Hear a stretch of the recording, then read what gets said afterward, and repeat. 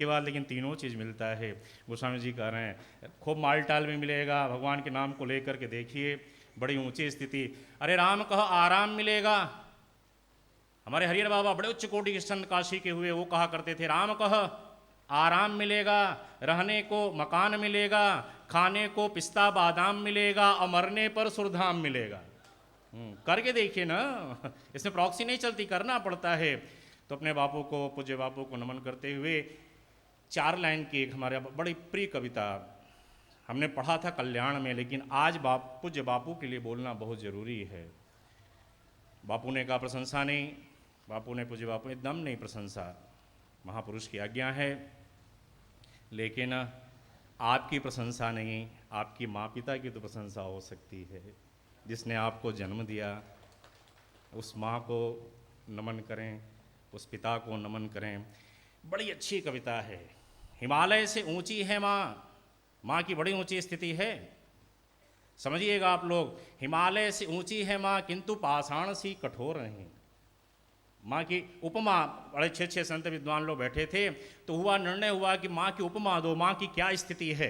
तो एक ने संत कहा कि माँ की बड़ी ऊंची स्थिति है, हिमालय से ऊंची है माँ, हिमालय से ऊंची है माँ किंतु पाषाण सी कठोर नहीं। तो उन्होंने कहा तुमने उपमा तो बहुत अच्छा दिया, लेकिन माँ में कठोरता नहीं होती, माँ तो बड़ी सरल हृदय की होती है ना। हिमालय में कमी है इसलिए उपमा जमा नहीं, क्योंकि हिमालय बहुत कठोर है, इसलिए उपमा जमा नहीं। हिमालय से ऊंची है माँ किंतु पाषाण सी कठोर नहीं। तो सबों ने कहा अच्छा ठीक है, सागर सी गहरी है माँ, माँ की गहराई का उपमा दो। तो कहा सागर सी गहरी है माँ लेकिन सागर सी खारी नहीं। सागरी गहराई नापी जाती, सागर सी खारी। माँ तो बड़ी श्रेष्ठ होती है, माँ होती है। तो कहा अच्छा ठीक, वायु सी गतिशील है माँ, वायु सी गतिशील है माँ लेकिन वायु सी अदृश्य नहीं।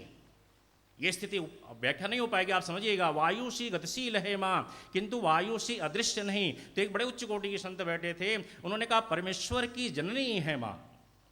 अगर माँ का जन्म न हुआ होता, माँ ना आई होती, तो भगवान राम आए होते, भगवान कृष्ण आए होते, हमारे पूज्य बापू या कोई भी महापुरुष, माँ से ही तो सबकी उत्पत्ति है। तो कहा परमेश्वर की जननी है माँ लेकिन परमेश्वर सी दुर्लभ नहीं। परमेश्वर तो बहुत दुर्लभ है, लेकिन माँ तो प्रत्यक्ष, इसलिए मातृदेवो भव, फिर पितृदेवो भव, फिर आचार्य देवो भव। परमेश्वर की जननी है माँ किंतु परमेश्वर सी दुर्लभ नहीं। आखिरी लाइन बड़ी गजब की इसकी है। एक संत ने कहा ठीक, तुम लोग जितना उपमा दे रहे हो बड़ी अच्छी बात है, परमेश्वर की जननी है माँ किंतु परमेश्वर सी दुर्लभ नहीं। माँ की कोई उपमा नहीं हो सकती क्योंकि माँ उपमा नहीं होती। माँ की कोई उपमा नहीं हो सकती क्योंकि माँ उपमा नहीं होती। तो उस माँ को नमन करते हुए, उस पिता को नमन करते हुए, पूज्य बापू के श्री चरणों में नमन करते हुए अपने वाणी को विश्राम दे रहे हैं। बोलिए श्यामल रामचंद्र भगवान की, हनुमान जी महाराज की, हर हर महादेव।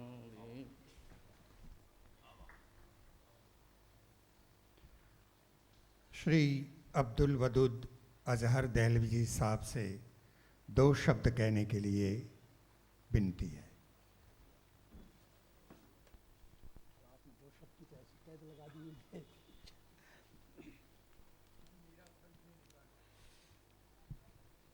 बापू,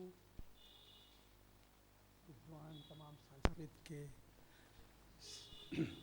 देवियों और सज्जनों, मेरे लिए मुश्किल ये है कि बजोरिया साहब ने कैद लगा दी कि 2 मिनट 2 शब्द कहना तो, लेकिन मैं आपकी इजाज़त से इनके आदेश को तोड़ूंगा, थोड़ा सा 3-4 मिनट में लूँगा आपके दरमियान। सबसे पहले तो मैं ये अर्ज़ करूँगा आपसे कि कभी कभी ख्वाब सच्चे होते हैं, और मैं बहुत दिन से मैंने बापू से अर्ज़ किया था कि मैं टीवी पर जब आपको देखता था तो ख्वाब भी देखता था मैं कि कभी मैं बापू के चरणों में पहुंचूंगा, बापू के पास होऊंगा, बैठूंगा। आज इत्तेफाक से यह अवसर मिल गया, और ये पिछले हफ्ते हमारे ललन प्रसाद जी ने दिया, उन्होंने टेलीफोन किया कि नहीं तुम्हें चलना है। मैंने कहा अच्छा बहुत बेहतर, मैं ज़रूर चलूँगा और बापू के पास मैं बैठना चाहूँ। तो मेरे लिए सौभाग्य की बात है, बहुत ही खुशकिस्मती की बात है। मैं 3-4 बातें इस मौके पर अर्ज़ करना चाहूँगा। एक तो सबसे बड़ी बात यह है कि रामायण को और राम को आप हिंदुस्तान और मंदिरों में सीमित न कीजिए। राम तमाम दुनिया के हैं और रामायण भी तमाम दुनिया की है। उसको आप फैलाइए, उसका प्रसार कीजिए। जो बापू काम कर रहे हैं वही काम आप भी कीजिए और फैलाइए हर शख्स। मैंने बहुत ही एक छोटी सी कोशिश की है। आप जानते हैं ईरान, अफ़गानिस्तान, ताजिकिस्तान में फ़ारसी ज़बान का चलन है। वहाँ 40 बरस पहले जब मैंने काम शुरू किया था, एक विद्यार्थी के तौर पर, जैसे होता है हर जगह विद्यार्थी पीएचडी डीलिट के लिए एनरोल करता है, लेकिन अब मेरा ये मिशन बन गया है। मैं चाहता हूँ कि ये काम जो है फैले। 3 ये देश जिसमें फ़ारसी बोली जाती है और 6 और देश सेंट्रल एशिया के, उस पर भी फ़ारसी का बहुत ज़्यादा, Kyrgyzstan, Kazakhstan, Turkmenistan, Uzbekistan, Azerbaijan वगैरह तमाम इन देशों पर असर है। तो जिस तरह से हम रामायण को बहुत बड़े पैमाने फैला सकते हैं। एक और चीज़ मैं अर्ज़ करना चाहूँगा और बापू के माध्यम से ख़ास तौर से अर्ज़ करूँगा कि कुछ काम हमारे करने के यहाँ भारत में भी हैं। अभी तक रामायण के सिलसिले में कोई म्यूज़ियम नहीं है। एक म्यूज़ियम ज़रूर होना चाहिए। आप कहीं भी बनाइए, अयोध्या में बनाइए, वाराणसी में बनाइए, लखनऊ में बनाइए, यहाँ बनाइए, और जगह जगह होना चाहिए। आखिर रामायण का प्रभाव जो है सब हमारे लाइफ के हर एस्पेक्ट पर, हर जगह है रामायण का। तो उसको हमें बताना चाहिए। जब बाहर का कोई आदमी आता है तो उसको हम ज़बान, हर ऐसा मौका नहीं मिलता है, तो उसको हम ले जाएं म्यूज़ियम में दिखाएं। दूसरी चीज़ ये, अभी तक कोई रामायण पे बहुत काम होता है, हमारे काम कर रहे हैं, आप सभी काम कर रहे हैं, इल्मी काम, एकेडमिक्स काम, लेकिन अभी तक कोई रामायण इंसाइक्लोपीडिया नहीं है। ये बड़ी ज़रूरी चीज़ है ताकि दुनिया के सामने हम पेश कर सकें रामायण क्या चीज़ है, आखिर रामायण ने किस किस तरह से प्रभाव डाला है तमाम हमारी लाइफ के ऊपर, ये हमें बताने की ज़रूरत है। तीसरी चीज़ जो मैं ख़ास तौर से अर्ज़ करना चाहूँगा वो ये कि हमें रामायण जो है वो एक तरह का कर्तव्य की किताब है कि आदमी कैसे अपना काम पूरा करे, और ये इतना ज़रूरी आज के समाज में, आज के हिंदुस्तान में ये बेहद ज़रूरी है। आज हमने अपने कर्तव्य को भुला दिया, अधिकार को याद कर लिया, तो उससे सारा फिसाद तमाम समाज में हो रहा है। अगर हम कर्तव्य को अहमियत दें तो कुदरती तौर पर खुद ब खुद ये दब जाता है। वजह यह कि जब ये दौलत आती है, पैसा आता है, तो ये ख़राबी आ जाती है। अब इस खराबी को तो हमारे बापू ही रोक सकते हैं बता करके कि तुम कर्तव्य करो, अपना काम करे जाओ, जो राम ने सिखाया है हमें। और मैं समझता हूँ कि ये एक ऐसी चीज़ है जो हर आदमी इसको अप्रिशिएट करेगा, और उसके लिए ख़ास तौर से भारत सरकार से हम अनुरोध करें और यूएनओ से भी अनुरोध करें। यूएनओ के इतने सारे डेज बनते हैं, हेल्थ डे, फुला डे, तो उसमें एक डे जो है कर्तव्य डे, कर्तव्य ड्यूटी डे होना चाहिए, ताकि भारत सरकार जो है उसको मनाए। आप अगरचे उसको राम डे कह सकें तो बहुत ही अच्छी बात है, हम रामनवमी हर सूरत मनाते हैं, लेकिन अगर वो नहीं कह सकते किसी मजबूरी की वजह से, हालांकि कोई मजबूरी नहीं है, मैं नहीं मानता, मैं उसको सबसे पहले सपोर्ट करूंगा, लेकिन अगर नहीं है तब भी एक कर्तव्य डे कुदरती तौर पर वो राम की तरफ जाएगा। ये बहुत ज़रूरी चीज़ है। आखिर में मैं एक नज़्म जो अल्लामा इकबाल की है, बहरहाल सुनी होगी, आपने पढ़ी होगी, वो मैं सुनाना चाहता हूँ। 2-3 शेर हैं, सुनाऊँगा। लबरेज़ है शराब हकीकत से जाम हिंद, सब फ़लसफ़ी हैं ख़ित्ता मग़रिब के राम हिंद, ये हिंदियों के फ़लक फ़िक्र फ़लक रस का है असर, रफ़त में है आसमां से भी ऊंचा नाम हिंद, इस देश में हुए हैं हज़ारों मलिक सरिश्त, मशहूर जिनके दम से है दुनिया में नाम हिंद, है राम के वजूद पे हिंदुस्तान को नाज, अहले नज़र समझते हैं इसको इमाम हिंद, एजाज़ इस चिराग हिदायत का है यही, रोशन तर असहर है ज़माने में शाम हिंद, तलवार का धनी था, शुजाअत में फ़र्द था, पाकीज़गी में जोश मोहब्बत में फ़र्क था। ये राम का पूरा कैरेक्टर इमाम हिंद उन्होंने कहा है कि सबसे बड़ा लीडर जो है हिंदुस्तान का वो राम रहे हैं, और ये बात हमें फ़ख्र से माननी चाहिए। अल्लामा इक़बाल आप जानते हैं पिछली सदी के बहुत बड़े मुफ़क्किर थे, थिंकर थे, और इसी तरह से मौलाना अबुल कलाम आज़ाद ने भी अपनी तफसीर जो कमेंट्री है कुरान की, तर्जुमान कुरान, उसके अंदर तकरीबन 100 सफ़ों में बहस की है कि राम जो थे वो, चूँकि आप जानते हैं मुसलमान यानी भगवान का अवतार तो नहीं मानते, लेकिन उन्होंने कहा कि सबसे बड़े पैगंबर थे जो हिंदुस्तान में पैदा हुए। बहुत बहुत धन्यवाद।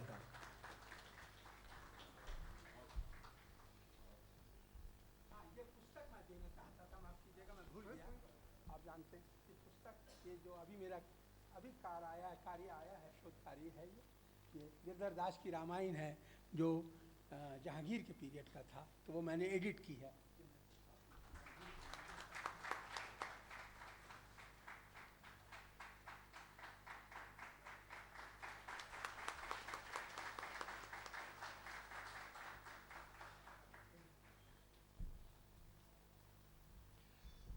और अब गोस्वामी श्री इंदु भूषण जी रामायण।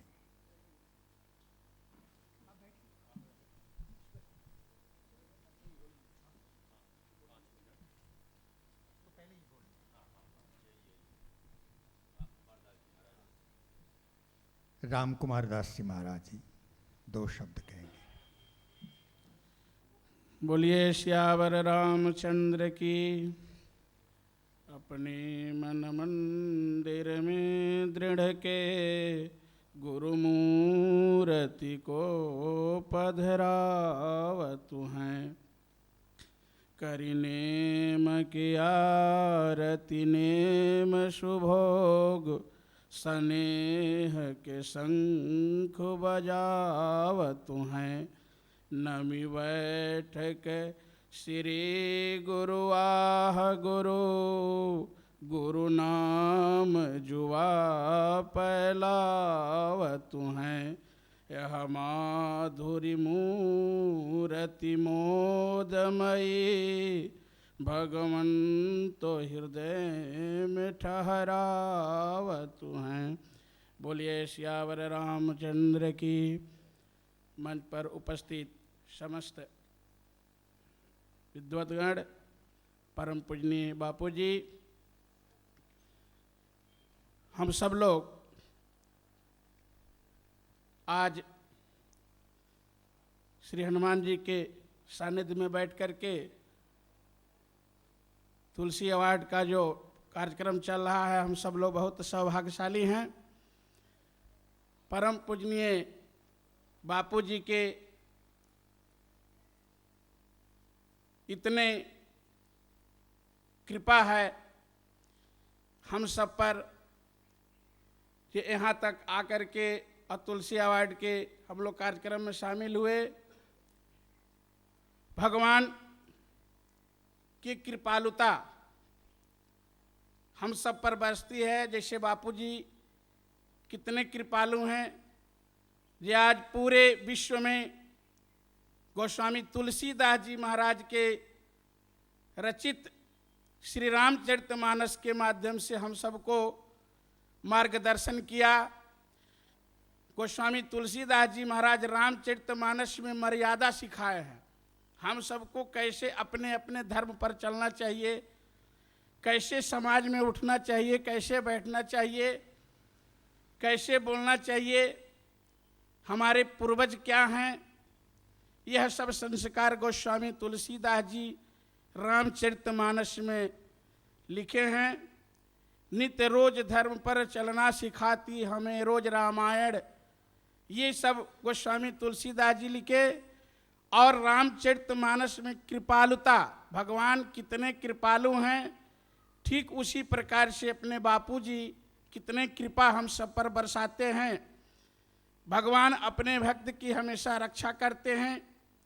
गोस्वामी तुलसीदास जी लिखते हैं, वेद विरुद्ध महामुनि सिद्ध, सशोक कियो सुरलोक उजारो, और कहाँ कहूँ तिये हरि, तब हूँ करुणा कर कोप न धारो। जवले विभीषण लात न, जबले दस कंदर विभीषण लात न मार्यो। यहाँ तक कि जानकी जी के हरण करने वाले दुष्ट पापी रावण हर करके ले गया, भगवान क्रोध नहीं किया। लेकिन जब विभीषण जी को लात मार से लंका से निकाल दिया, तब भगवान क्रोधित हो गए। सब कुछ सह सकते हैं, लेकिन अपने भक्त के अपमान, गोस्वामी तुलसीदास जी महाराज लिखते हैं, जब अपने भक्त के अपमान भगवान से सहन नहीं होता। इसलिए ऐसे अवसर पर हम सबको इतना स्नेह कृपा बरसाए पूज्य बापू जी, और हम सब लोग बापू जी के आभारी हैं। महाराज जी की तरफ से बापू जी के चरणों में साष्टांग दंडवत करते हुए मैं प्रणाम करता हूं।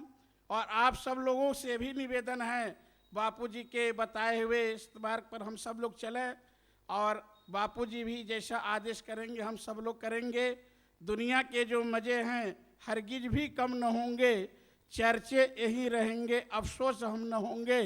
कुछ ऐसा काम करें जो हम सब लोग के न भी रहते हुए ये कीर्ति यश फैलता रहे।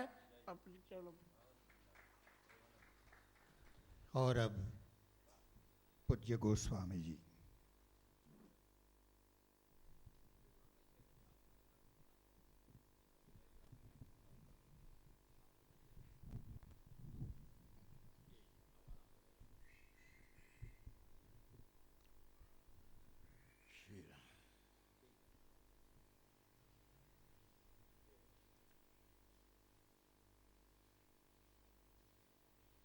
रामाय रामभद्राय रामचंद्राय वेदसे रघुनाथाय नाथाय सीताया पते नमः।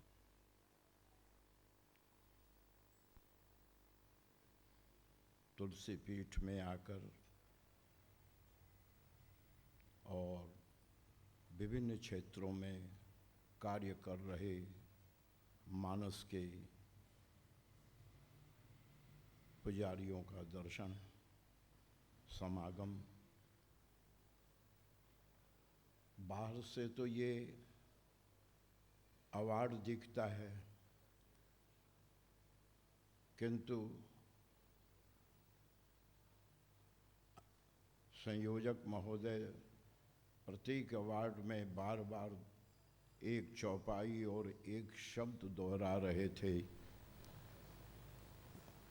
अवार्ड पाने वालों के लिए और उनके माध्यम से समाज को जो एक अद्भुत मार्ग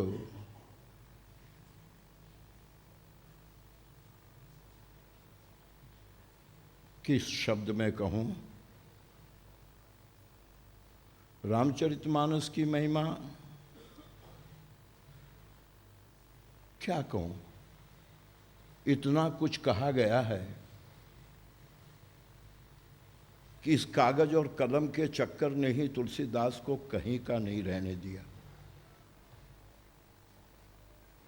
कोई हाजीपुर जन्म स्थान कहता है, कोई राजापुर कहता है, कोई सोरो कहता है, कोई अयोध्या कहता है। शोध पे शोध हो रहे हैं। ग्रियर्सन साहब को तो माँ का नाम भी मालूम हो गया, शायद तुलसीदास के ननिहाल के होंगे।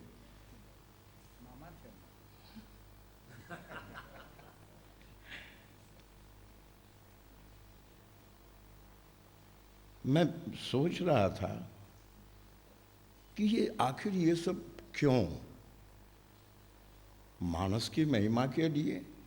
तो मानस की महिमा तो पूर्वाचार्यों ने, गत वर्ष मैंने सुना है कि जो दिवंगत हुए हैं, मेरा यह सौभाग्य रहा है कि मानस जगत की 3 पीढ़ियों के साथ काम करता रहा हूँ और अब भी कर रहा हूँ। ये एक प्रभु की कृपा मात्र है। वेद शास्त्र और पुराण सनातन धर्म के इन तीनों ग्रंथों का कार्य उत्तर भारत में केवल रामचरितमानस के द्वारा ही संपादित होता रहा है। वेदों का कार्य है ये बताना कि धर्म क्या है। शास्त्रों का यह कर्तव्य है कि वो ये विवेचन करे कि यही धर्म क्यों है। और पुराण अनेकों उदाहरण कथाओं को दे करके बताते हैं इसका इस तरह पालन करना चाहिए। अगर सीधे शब्दों में कहूँ तो समाज में 3 तरह के लोग होते हैं, संत, विद्वान और साधारण लोग, गृहस्थ। संतों को भाव चाहिए, विद्वानों को विचार चाहिए और गृहस्थों को व्यवहार चाहिए।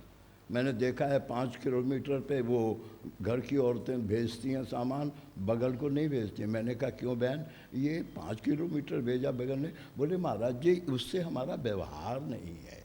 तो गृहस्थों को व्यवहार चाहिए, विद्वानों को विचार चाहिए, संतों को भाव चाहिए। काशी, अयोध्या और वृंदावन मानस के ये 3 केंद्र रहे। काशी ने शब्द पकड़ा, एक एक शब्द की ऐसी शल्य चिकित्सा काशी में हुई गए।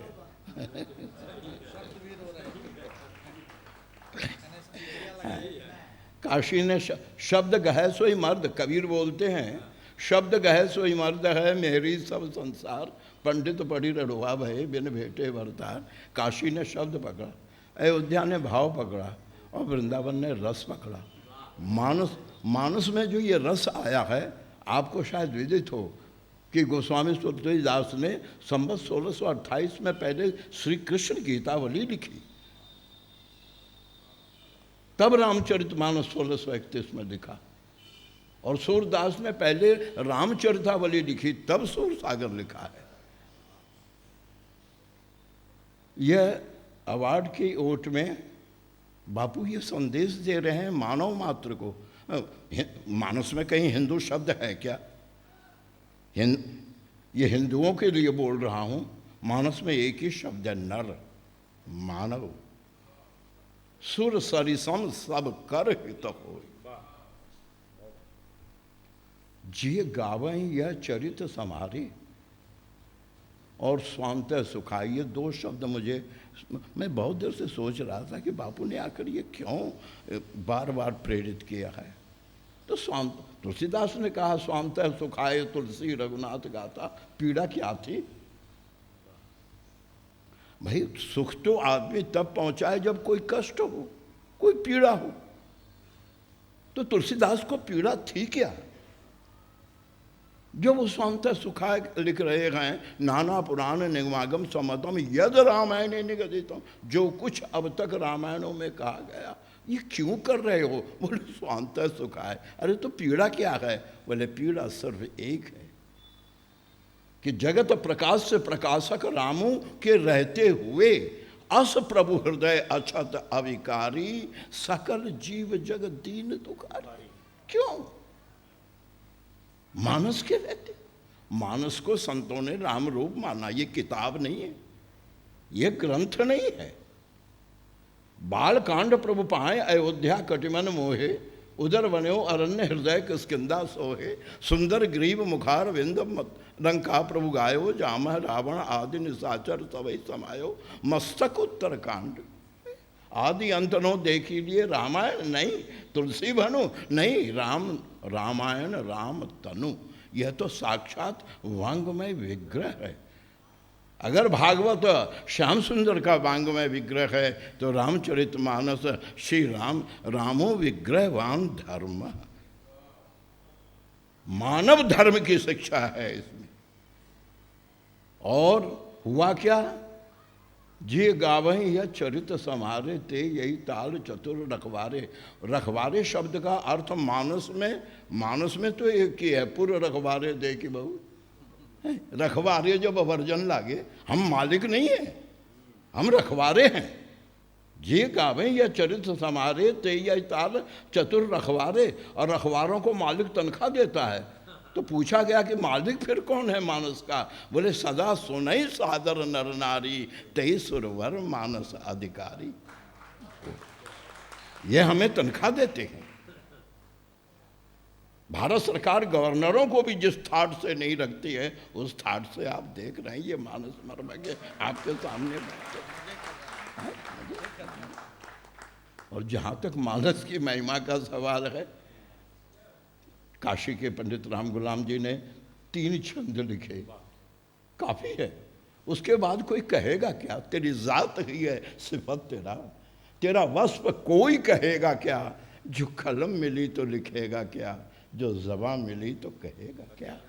ये मजाल किसको है तेरे सिवा, जो भरे गरीबों की झोलियां। जो गरीबी में खुद रहा न हो, वो किसी गरीब को देगा क्या? प्यारे भगवत भक्तों, लेकिन एक गलती हो गई हमसे। आज हमको याद दिलाया गया कि हम रखवारे हैं। यह रामचरितमानस को एक सुंदर सर बताया। 4 घाट विद्वान लोग, कथावाचक लोग कहते हैं, उसमें एक छोटी सी संशोधन है कि ये 4 घाटों का जो वर्णन 3 तो सही होता है, लेकिन हम भावुकता के कारण अथवा और कोई कारण रहा हो, गोस्वामी जी ने चारों घाटों को स्वयं लिखा है। उसमें विद्वता लगाने की आवश्यकता नहीं है। शंभुकीन यह चरित्र सुहावा, बहुर कृपा करी उमय सुनावा, सोई शिव काक वसुंडे दीना। दूसरा घाट राम भगत अधिकारी चीना, अत्यसन याज्ञवल्क्य पुनि पावा। कहते हैं ये जो तीनों घाट हैं, वक्ता अनेक हैं, शैली अलग होगी, हर वक्ता की शैली अलग होती है। तो शिव पार्वती में भगवान शंकर की जो शैली है वो है राम के गुणों का वर्णन करना। शंकर की शैली में राम के गुणों का वर्णन है। कछुक राम गुण कहूँ बखाने, उमा राम गुण गूढ़, पंडित मुनि पावे विरति। और श्री काकभूषुंडी की शैली में चरित्र की प्रधानता है, गुण अनुभव से कहा जा सकता है। उमा कहूँ मैं अनुभव अपना, चरित्र देख कर कहा जा सकता है। काकभूषुंड कहते हैं कहो न कछु करी जुगति विसेखी, यह सब मैं निज नयननी देखी। और कथा सुनकर कही जाती, कथा सुनकर याज्ञवल्क्य जो कथा सुहाई। तब ये चौथा स्थान गोस्वामी जी कहते हैं ये जो तीनों घाट हैं इसमें वक्ता तो टॉप हैं, श्रोता भी टॉप हैं। ते श्रोता वक्ता समसेना। लेकिन ये जो चौथा घाट है इस पर लोगों ने, विद्वानों ने तुलसी को बैठाया और बोले श्रोता, बोले संत समाज नहीं, अतिव्याप्ति का दोष आया। गोस्वामी जी नीचे ही दोहे में वहाँ कहते हैं, न जाने क्यों विद्वानों ने इसे चक्कर में डाल, मैं पुनि निज गुरु सन सुनी, कथा जो सूकर खेत। चौथे घाट पर गोस्वामी जी के गुरुदेव विराजमान है, ये तो श्रोता है। और यानी ये तीनों वक्ता जो थे, शंकर, भरत, याज्ञवल्क्य और काकभूषुंडी, इन्होंने तो श्रोता के अनुनय विनिमय करने पर एक बार सुनाया। लेकिन मेरे गुरुदेव तो इनसे ज़्यादा दयालु थे कि उन्होंने देखा कि ये नहीं समझ रहा है तो कहते तदपि कही गुरु 12 और समझ पड़ी कछु मति अनुसारा, तो भाषाबद्ध करब मैं सोई। ये श्रोता है। और चारों घाटों की शैली अलग अलग है। तीनों, क्षमा करें, तीनों की शैली, काकभूषुंडी चरित्र देखते हैं, शंकर गुण देखते हैं और याज्ञवल्क्य कथा देखते हैं। लेकिन गोस्वामी जी तीनों को समवेत करते हैं। जिस तरह प्रयाग में तीनों का संगम होता है, गोस्वामी जी के ग्रंथ में गुण भी है, ताके गुणगण कछु कहे जड़मति तुलसीदास। गोस्वामी जी ने चरित्र भी कहा, यह चरित्र कलिमल हर मन दास तुलसी गाय हूँ। और गोस्वामी जी ने कथा भी कही, कहूँ कथा सोई सुखद सुनाए, सादर सुनहु सजन मन लाई। अतः प्यारे भगवत भक्तों, एक बात है जो अब साहस कर रहा हूँ, क्योंकि और किससे कहूँ, मानस जगत में और कौन है जिससे यह व्यथा कहूँ। महाकवि रहीम ने लिखा है, ये जो आज कभी कभी लोग भ्रम पैदा करते हैं, कैसे राष्ट्रगंध प्रेमचंद्र ने स्वयं लिखा है उपन्यास में अपने, उन्होंने अंतिम उपन्यास में लिखा है कि जिस राष्ट्र की अपनी राष्ट्रभाषा नहीं वो राष्ट्र कहलाने का अधिकारी नहीं है। रखवारों को चाहिए कि मानस का उपभोग न हो। दो शब्द उपभोग और उपयोग। आज उपभोग हो रहा है, हमको उपयोग। अगर आप कहें उपयोग क्या है, तो पिछली शताब्दी में रामचरितमानस के केवल 3 अर्धालियों का उपयोग करके वैश्य कुल में जन्म लेकर के बापू राष्ट्रवंद हुए, विश्ववंद हुए और आज भी राष्ट्रपिता के गौरव पूर्ण स्थान पर बैठे हैं। अगर आप गांधी दर्शन से मानस की 3 अर्धाली निकाल दें, पर धर्म न दूसर सत्य समाना, आगम निगम पुराण वखाना, परम धर्म श्रुति विदित अहिंसा, पर निंदा सम अग्नगर हिंसा, परहित सरिस धर्म नहीं भाई, पर पीड़ा सम नहीं अदमाई। अगर ये 3 अर्धालियाँ निकल जाएं तो फिर गांधी दर्शन में क्या शेष रहेगा। विश्वामित्र महामुनि, भरत महान भक्त, विभीषण महान नीतिवान, पर इनको राम के पास आना पड़ता है, लेकिन अहिल्या केवट और शबरी को आना नहीं पड़ता है। रघुनाथ वहाँ जाते, रघुनाथ जाते। आता है, मैं बड़ी इच्छा थी जीवन में कि यह जो लोग इसे कुछ भी कहें, मैं तो इसे तुलसी पीठ कहता हूँ कि 400 वर्षों से रामचरितमानस ने जो सेवा की है उसका उपयोग सिखाया है इन्होंने। वो मस्ती, एक बात बड़ी अच्छी बालक ने कह दिया कि कथा चाहे पिता से सीखी हो, पर मस्ती मैं देखता हूँ क्या, कथाकार तो बहुत हुए, लेकिन तुलसी के बाद ये मस्ती तो बापू में ही देखने को। बहुत इच्छा थी कि कभी बैठकर हम आपस में बात करते, कुछ कहते, कुछ समझते, राष्ट्र की चिंता करते, किसी तरह राष्ट्रगंत हो, ये हम रखवारों का कर्तव्य था। रामचरित, ये रहीम बोलते हैं, रामचरित मानस विमल संतन जीवन प्राण, हिंदुआन को वेद सम यवन ही प्रगट कुरान। पर 10 मिनट की बात थी, पता नहीं, मैं तो बेपढ़ा लिखा आदमी हूँ, इतना ही कह सकता हूँ कि बस तुम्हें गैरों से कब फुर्सत, हम अपने गम से कब खाली, चलो बस हो गया मिलना, न तुम खाली न हम खाली।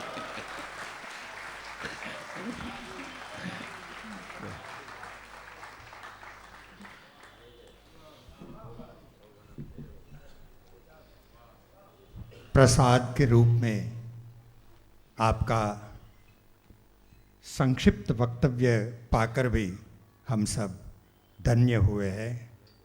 प्रसन्नता और आनंद सबके चेहरे पर झलक रहा है।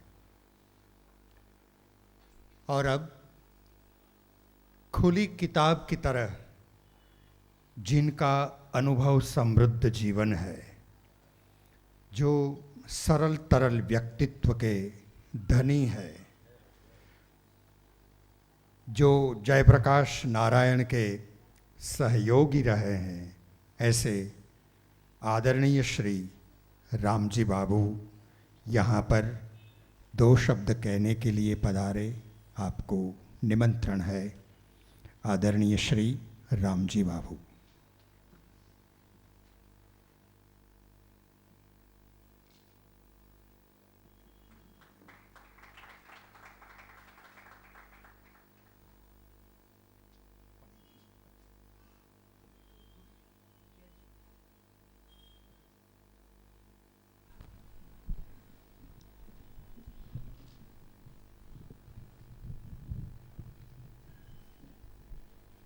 कल बापू के पास उनके दर्शन के लिए आया था, और कोई जिज्ञासा के लिए नहीं, लेकिन अंतर में जो विषाद था उसके शमन के लिए आया।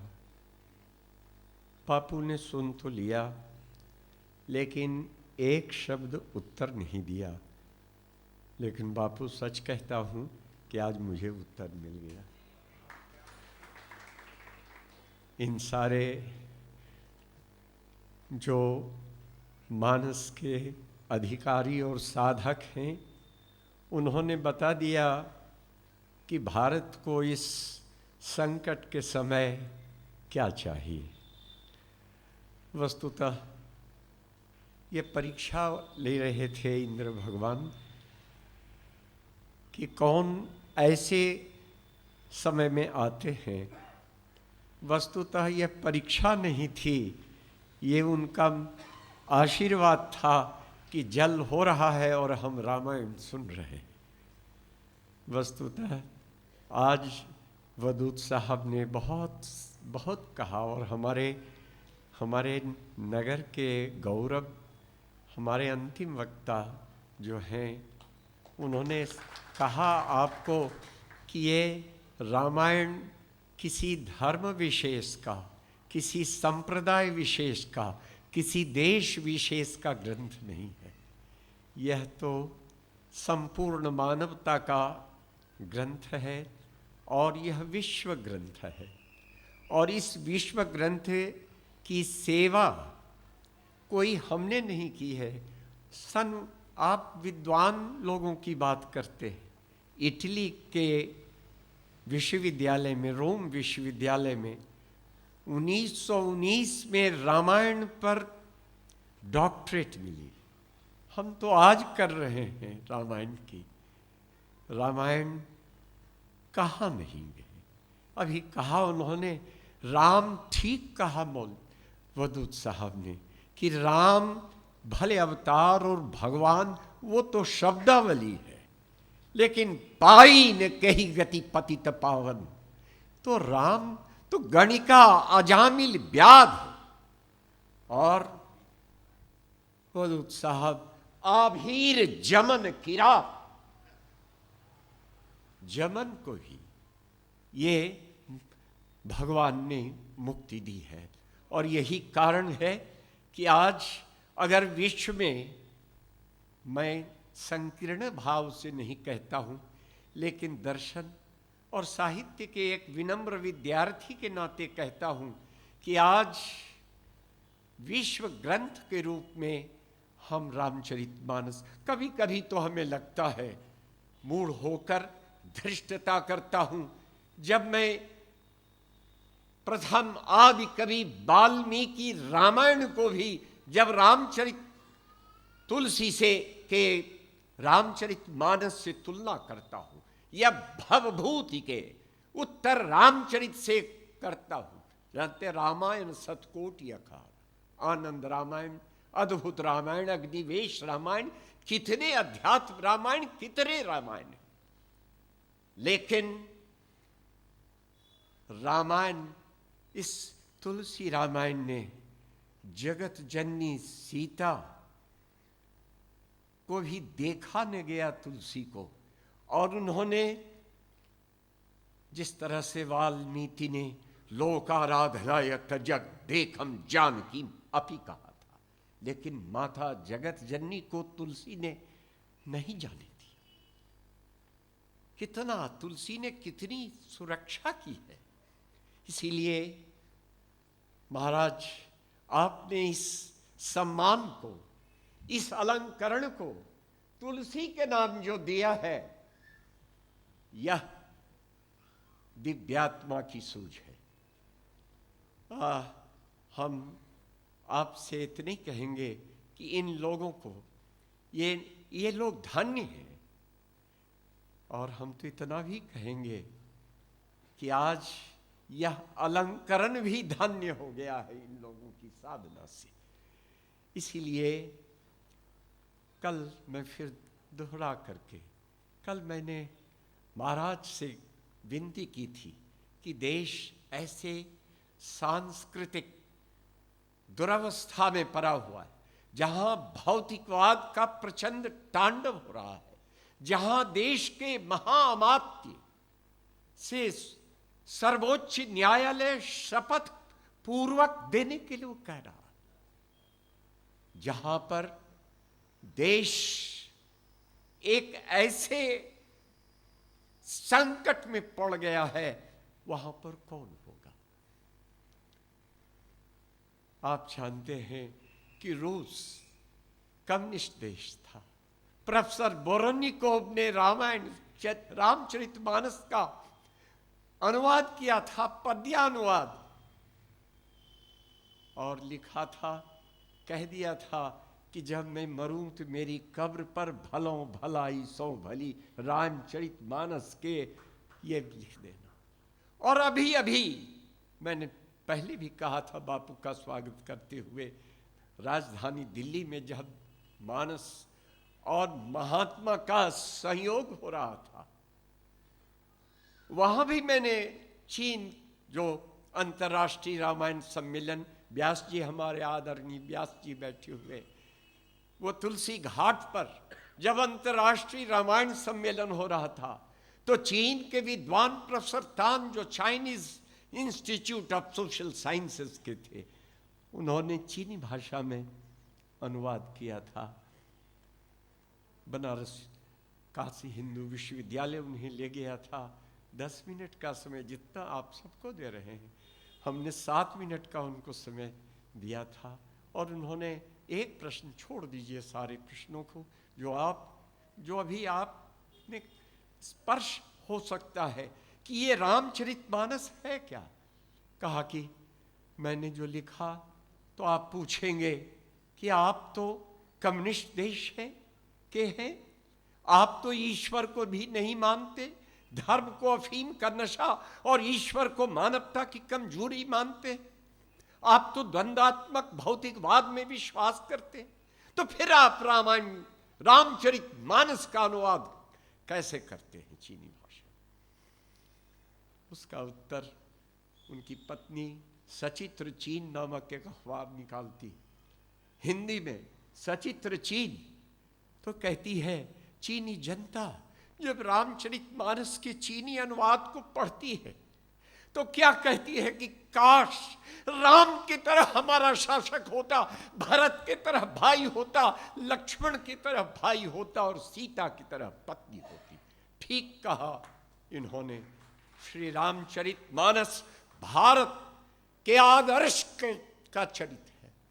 जिस धर्म को राम ने पालन किया वही भारत का ही नहीं, संपूर्ण मानवता का धर्म। जिस संस्कृति और संस्कार को राम ने वर्ण किया है वही भारत की संस्कृति है। इसीलिए हम तो आप लोगों की ओर से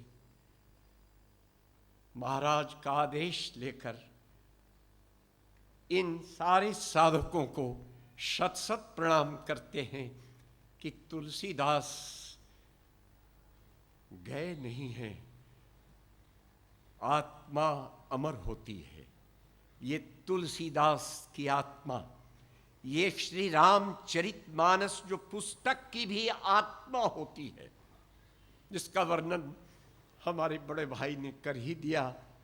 जिस तरह से मानस में 2 चौपाई, धर्म न दूसर सत्य समाना और अहिंसा के विषय में और क्या हो सकता है।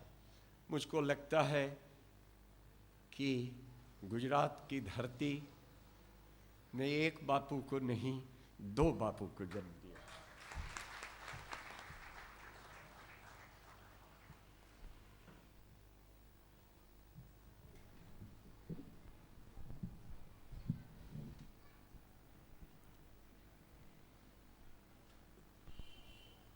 मॉरिशस से पधारे हुए डॉक्टर राजेंद्र अरुण जी के 7 ग्रंथ है।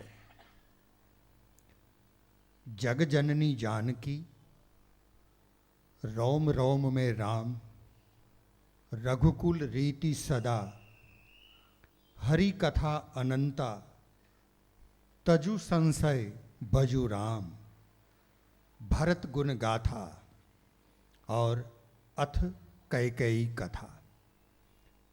इन 7 ग्रंथों का लोकार्पण मॉरिशस के राष्ट्रपति के हाथों हुआ था।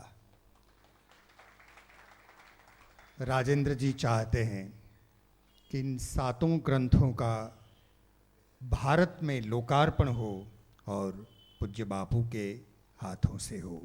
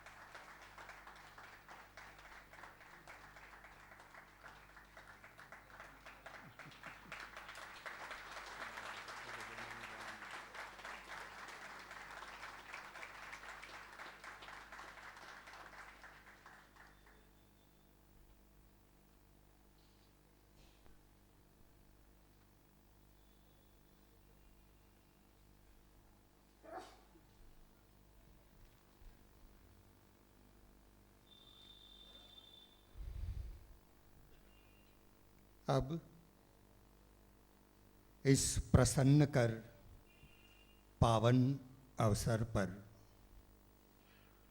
और सबको स्मरण दिला दूं कि आज पूज्य बापू के पिताजी पूज्य प्रभुदास बापू की पुण्यतिथि भी है।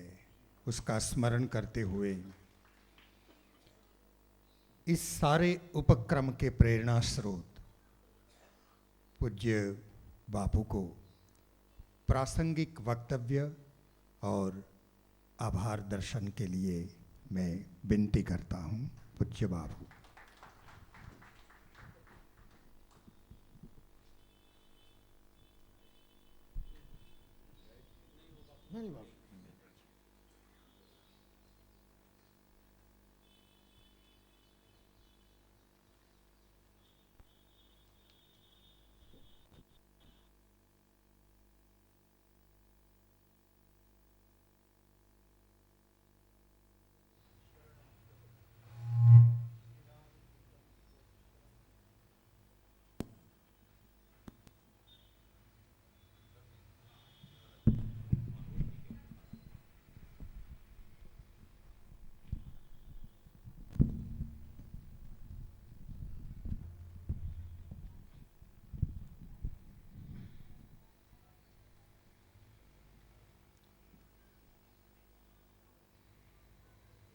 श्री हनुमान जी महाराज के चरणों में प्रणाम करते हुए और जहाँ नित्य रामचरितमानस को हम विराजित रखते हैं, उस रामचरितमानस को प्रणाम करते हुए, और ये वट वृक्ष के कारण दिखता नहीं, लेकिन जहाँ मेरे माता पिता की समाधि है सामने, इन माता पिता को, इस समाधिस्थ चेतनाओं को प्रणाम करते हुए पूज्यपाद गोस्वामी जी की कृपा से और मेरे पर जो बड़े होते हैं वो छोटों पर सदैव प्रेम करते हैं। ये मानस के सूत्र को चरितार्थ करने के लिए बड़े स्नेह लगुन पर करें। यहाँ मेरी एक प्रार्थना, दो शब्द सुनकर हमारी इस वंदना को कबूल करने के लिए आए। परम पूज्य रामचरितमानस के, अभी आपने बताया कि मैंने 3 पीढ़ी से काम किया है, वो केंद्र में बैठे हुए परम रामायणी दादाजी, मेरा प्रणाम। बगल में बैठे हुए मॉरिशस से आए हुए, आप सबने सुना, मैंने देखा है मॉरिशस जाकर। आपने जो अभी कहा, मैं एक बार साउथ अफ्रीका या कहीं अफ्रीका में जा रहा था, मेरा रास्ता वाया मॉरिशस था। 3 घंटे के लिए मॉरिशस में मुझे रुकना था एयरपोर्ट पर। कोई 2-3 भाई मुझे जानते होंगे, वो एयरपोर्ट पर आए, मुझे कहा कि बापू आप हमारे घर आए। मैंने कहा भाई 3 घंटे हैं और मुझे वहीं पहुंचना है, मैं तो ट्रांजिट में हूँ। बोले आप आए, हम आपसे प्रार्थना करते हैं कि एक बार यहाँ राम कथा आप दे। मैंने कहा जरूर, जब योग बनेगा आऊँगा। बोले नहीं, इसलिए नहीं हम प्रार्थना करें और आप कथा दें, ऐसे तो हर जगह होता है, आपको आपका दायित्व है यहाँ कथा देनी पड़ेगी। मैंने कहा ये तो अतिथि सम्मान हो रहा है कि अतिथि पर डांट पड़ रही है। तो मुझे कहे कि नहीं, आप हमारे साथ 1 घंटे आइए और मॉरिशस में एक घर बता दीजिए जिसके आंगन में हनुमान जी का चबूतरा न हो और तुलसी का पौधा न हो, तो आप कभी मॉरिशस मत आइएगा। और मैंने अपनी नज़रों से देखा, अभी अभी आपने जो स्मरण दिलाया कि हर घर के आंगन में हनुमान जी, तुलसी, मैंने नज़रों से, फिर तो मैं गया, कथा भी गाई और आपका विशेष परिचय मैंने वहाँ प्राप्त किया। जिन्होंने मॉरिशस में राम कथा के बारे में इतना कार्य किया, वो हमारे आदरणीय राजेंद्र जी जवाहर यूनिवर्सिटी से आए और हमारे आदरणीय व्यास जी साकेत से, यानी दिल्ली में साकेत सोसाइटी में रहते हैं, तो वहीं से आए और मैंने प्रार्थना की थी कि आप हमको कुछ मार्गदर्शन करें कि हम इस समय किस किस की वंदना करें। आपने हमें स्मरण दिलाया, हमारे रमा भैया ने खोज की और आप रामचरितमानस रामायण पर एक कितना बड़ा अभेद सध रहा है यहाँ।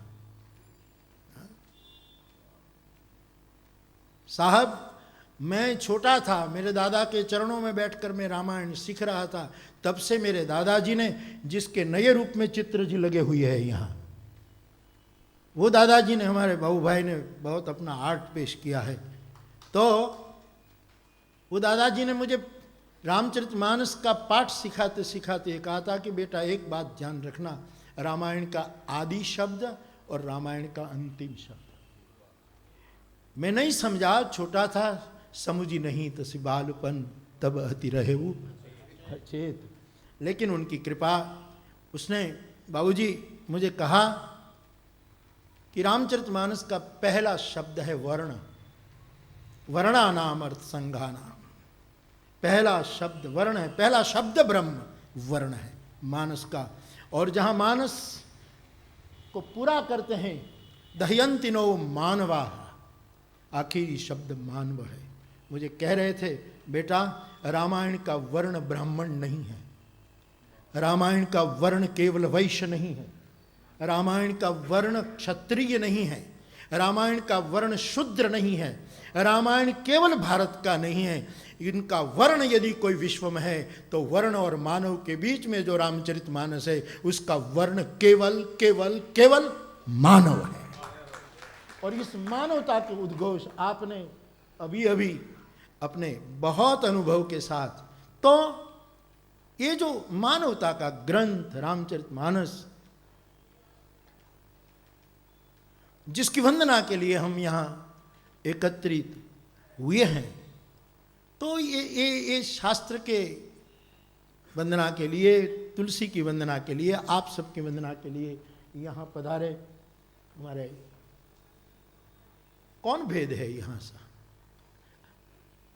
अगर तू मस्जिद में रहता है तो मंदिर में कौन? अगर तू तस्बीह के एक दाने में रहता है तो हर दाने में कौन? अगर तू बस्ती में पलता है तो वीराने में कौन? अगर तू शम्मा में जलता है तो प्यारे परवाने में कौन? सर्वम खलविदम ब्रह्म, से राममय, सब जगह। भेद तो मूढ़ लोगों की देन है। जो मूढ़ है, जो मूढ़ शब्द मेरे गोस्वामी जी उपयोग करते हैं, शठ और मूढ़ शब्द का, उमा राम गुण गूढ़ पंडित मुनि पावही बिरती, पावही मोह विमूढ़ जो हरि भक्त धर्म रत। तो कहां भेद है साहब? आज दिल्ली से पधारे आप, रामायण पर आपने इतने सालों से काम किया और भाषाओं में रामायण का संदेश भेजने का आपका एक मिशन है। आपने कुछ अपनी बात भी रखी कि ऐसा होना चाहिए, ऐसा होना चाहिए, ऐसा होना चाहिए। लेकिन मैं याद करूं स्वर्गस्थ नानाजी देशमुख को, चित्रकूट में आपने जो एक प्रदर्शनी की है, कायमी प्रदर्शनी रामचरितमानस पर, जिसके उद्घाटन में मैं और साकेतवासी में याद करूं पंडित रामकिंकर जी महाराज जी रहे थे, और एक बहुत सुंदर काम आपने वहाँ किया है। मुझे नाना जी अब रहे नहीं, मुझे कहा करते थे बापू कोई मानस का एक टुकड़ा दे दीजिए, मैं यहाँ गेट पर लगाऊं। तो मैंने किशन को दे दिया था कि आप बता देना नाना जी को कि इतना ही लिखे, अवश्य देखिए देखन जोग। ये जरूर दर्शन कीजिए उसका, क्योंकि ये दर्शन के योग्य है। खैर, तो आप वहीं से पधारे, मेरी सलाम कबूल करें, हम आपको नमन करते हैं। और